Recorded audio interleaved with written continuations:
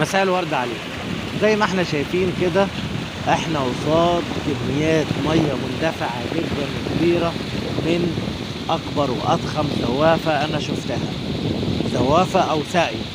بس الزوافه والساقيه المره دي ما بتدارش، يعني ما بتشتغلش لا بهايم يعني بقر ولا جاموس ولا حمير ولا جمال، لكن من خلال آلة، من خلال موتور، من خلال ان يبدأ بقى يتغير الشكل تماما من يعني الحيوانات الى الآلة. الفلاحين هنا استفادوا ان هم يعني يستخدموا القالب اللي انتوا شايفين ده، قالب الزوافة او الساقية القديمة دي، عشان يسقوا مساحة تبلغ أكثر من 80 فدان ويسقوها كلها في يوم واحد بقوة اندفاع المية اللي انتوا شايفينه.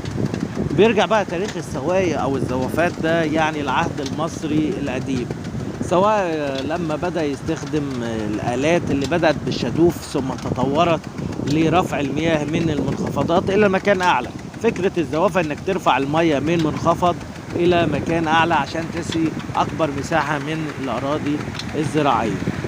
لعند لما ظهر في العهد البطلمي، العهد البطالمة اللي بتنسب إلى بطليموس في مصر، وهو أحد قادة الإسكندر الأكبر. لما شفنا 3 سواقي في الفيوم أو سواقي الفيوم، اللي هي سواقي الهيدر، ودي تاريخها من 2000 سنة وأكثر طبعا، لأنها بترجع للعصر البطلمي. زي ما احنا شايفين كده كميات اندفاع المياه جميلة بشكل كبير خالص.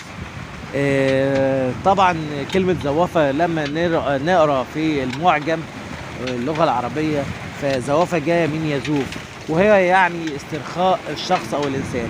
فكانت فكرة إن هو بقى بيزوف المية لما كانت الحيوانات بتدور السواقي، فكانت المية بتيجي بشكل هادي مش زي ما احنا شايفين كده مع بعض في الفيديو. فقالت إن هي بتزوف المياه، يعني المية بتمشي على مهل في اتجاه ري الأراضي الزراعية. طبعا الساقية دي زي ما انتم شايفين ضخمة جدا، واستفاد بيها الفلاحين عشان يسقوا أكبر كمية من الأراضي الزراعية. أنا بقول عليها ساقية مودرن، زوافة مودرن، لكن التفكير المصري جميل.